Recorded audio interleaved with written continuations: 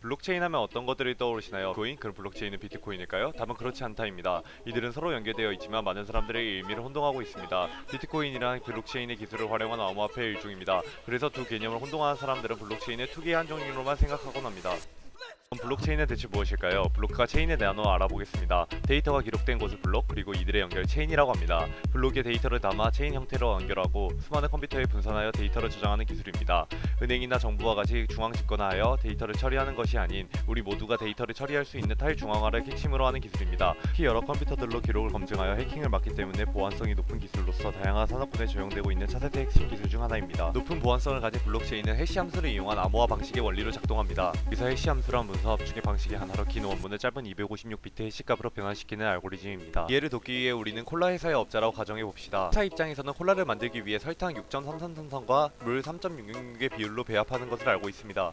하지만 결과적으로 콜라를 마시는 사람들은 이 콜라 한 병이 이러한 비율이라는 것을 알지 못합니다. 이것이 해시함수의 원리입니다. 이제 심화 버전으로 들어가 볼까요? 해시값을 도출하기 위해 구글 콜앱을 이용해 SHA256 해시함수를 정해봅시다. 블록체인 진흥센터를 해시값으로 변환했을 때 다음과 같은 값이 나옵니다. 이번에 마치표를 넣어볼까요? 이렇게 입력하면 완전히 다른 해시값이 나오게 됩니다. 당연히 원문을 모르는 상태에서 이러한 해시값만 보고 원문을 재현해낼 수 없습니다. 앞선 설명대로라면 모두가 데이터를 가지고 있는 것인데, 그렇다면 나도 보유한 블록들을 조작한다면 순식간에 부자가 될 수 있지 않을까? 라는 생각이 들 수 있습니다. 결론부터 말하자면 정답은 NO. 왜 그런지 지금부터 확인해 보겠습니다. 블록체인에서 우리는 모든 거래를 기록하고 일정 시간마다 서로 비교합니다. 그래서 블록체인을 공공거래 장부라고도 합니다. 여기서 누군가 100원을 1억 원으로 바꿔놓았다고 가정해 봅시다. 하지만 그 누군가를 제외한 모두가 100원으로 기록했기 때문에 이 1억 원을 쓴 장부는 폐기됩니다. 100원으로 모두의 장부를 다시 기록하고 블록화하여 쌓는 프로세스인 것입니다. 그렇다면 다수가 담합하여 조작을 시도하면 어떻게 될까요? 이를 방지하기 위해 과반수 투표제가 존재합니다. 앞선 장부에서 11명이 거래에 참여했다고 가정해 봅시다. 이 중 5명이 거래 장부를 조작하여 거액의 돈을 주려고 시도합니다.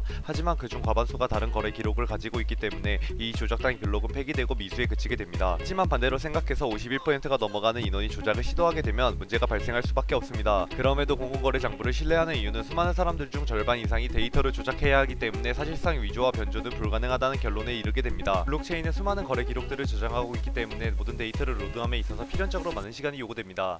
비트코인과 이더리움 등의 초기 가상화폐의 거래에 소요되는 시간이 하루가 걸렸다는 것을 생각하면 이는 블록체인이 넘어야 할 큰 장애물입니다. 이를 개선하기 위해 모든 데이터를 로드하는 대신 필요한 기능 일부만을 로드하는 등의 속도 개선을 위한 방법들이 개발되었습니다. 하지만 이 방법 또한 블록체인의 본연의 신뢰도에 영향을 미치는 것을 피할 수는 없습니다. 앞서 언급한 과반수 투표제 역시 문제점이 될 수밖에 없습니다. 실상 조작은 불가능하도록 모두에게 정보를 제공한 것이지만 확률이 낮은 것뿐이지 이 부분을 공격하여 금전적 피해를 입힌 사례들이 나타난 적도 있습니다. 여러 거래소의 몇백억 원대의 피해 뉴스만 봐도 알 수 있는 부분입니다. 또한 현재 슈퍼컴퓨터 이상의 양자 컴퓨팅이 실제로 비교된다면 사실 의미 없는 기술이 아닐까 하는 의문이 계속해서 제기되고 있기도 합니다. 최근에 PC를 조립하기 위해 그래픽카드를 찾아본 적이 있다면 깜짝 놀랐을 겁니다. 왜냐하면 블록체인의 영향으로 인해 그래픽카드의 가격이 너무 비싸졌기 때문입니다. 현재 발생하는 금융거래 기록들은 금융기관을 통해 관리되고 있지만 암호화폐의 거래에 있어서는 누구나 금융기관의 역할을 수행합니다. 우선 설명에서 블록체인 데이터를 쌓는 투표인들을 노드라고 합니다. 각자가 금융기관의 역할을 하게 되고 이 노드의 과반수가 동의했을 때 기록으로서 영구적으로 장부에 기록됩니다. 이러한 블록 생성 합의 과정에서는 가장 많은 작업을 한 노드가 어느 기록이 참인지 결정할 수 있는 권한을 더욱 많이 가지게 됐는데, 이것이 바로 비트코인 창시자 나가모토 사토시가 고안한 작업 증명이라는 블록 생성 방식인 것입니다. 이러한 작업 증명을 통해 블록의 거래 내용을 정리하고 그 보상으로 코인과 수수료를 받는 과정을 채굴이라고 합니다. 채굴자가 데이터를 확인한 후 블록 안에 데이터를 넣고 블록체인을 이루면서 채굴이 이루어집니다. 이러한 방식으로 채굴자는 돈을 벌기 때문에 검증 작업이 활발하게 이루어지는 것입니다. 그렇다면 완전 꿀 아니야? 라고 하실 수도 있는데 전혀 아닙니다. 작업 증명을 통해 블록체인에 블록을 올리는 것은 매우 어렵습니다. 증명은 채굴자에게 질문을 하고 채굴자는 답을 찾아야 블록을 등록시킬 수 있는데, 이 과정에 쓰이는 것이 앞서 말한 해시 함수입니다. 이 작업 증명 과정은 컴퓨터 연산을 통해서 이루어지는데 앞서 말한 SHA256이라는 해시 함수 프로그램을 사용합니다. 앞서 말한 충북 블록체인 진흥센터를 블록이 인식하면 블록 안에서는 논스라는 무작위 숫자가 프로그램에 대입됩니다. 이 논스 값을 0부터 1씩 늘려가면 여러 해시값이 나오는데, 블록이 설정해 놓은 특정 해시값보다 작은 숫자가 나올 때까지 계속 대입합니다. 코인의 경우 한 블록은 1MB로 약 10분에 한 개의 블록이 생성되도록 약속되어 있습니다. 이로 인해 논스값을 구하는데 10분이라는 시간이 걸리도록 컴퓨터의 연산 속도에 맞춰 자동적으로 난이도가 설정되고, 블록 안에서 논스값을 대입해 블록이 설정한 난이도보다 낮은 숫자를 찾았을 때 암호화되어 블록이 기록되고 작업이 완료됩니다. 측면 시스템에서 블록의 난이도가 설정한 숫자보다 작은 숫자를 더 빠르고 많이 찾을수록 블록체인에 기록하는 과정에서 더 많은 권한이 부여됩니다. 그렇기 때문에 연산력이 좋은 컴퓨터를 가질수록 블록의 기록에 더 관여할 수 있고, 이 연산력을 늘리기 위해 그래픽카드의 수요가 증가하고 가격이 상승한 것입니다. 비트코인을 기점으로 피부로 다가온 블록체인은 어느 부분에서 각광받고 있을까요? 블록체인의 특성상 제3의 보증 없이 신뢰도 있는 거래가 가능하기 때문에 신뢰도를 요하는 많은 산업에서 사용할 수 있습니다. 무엇보다 제3자가 필요 없게 되면서 비용 측면에서도 유리함을 가져갈 수 있답니다. 이게 경제, 정치, 사회 등의 분야에서 어떻게 활용되는지 알아보겠습니다. 경제 분야에서는 암호화폐를 다뤄보겠습니다. 여러분이 친숙한 비트코인 얘기를 안 할 수가 없겠죠? 전 기존의 카드 결제의 문제점을 살펴보겠습니다. 개인정보 유출의 위험이 있고 은행이 중재자 역할을 합니다. 여러분도 개인정보 유출의 위험은 없는 것이 당연히 좋은 건 알고 계십니다. 그렇다면 은행이 중개자 역할을 하는 것은 뭐가 문제일까요? 은행의 중앙 서버가 해킹을 당하거나 은행의 파산으로 그동안 관리하던 거래 내용이 순식간에 사라져버린다면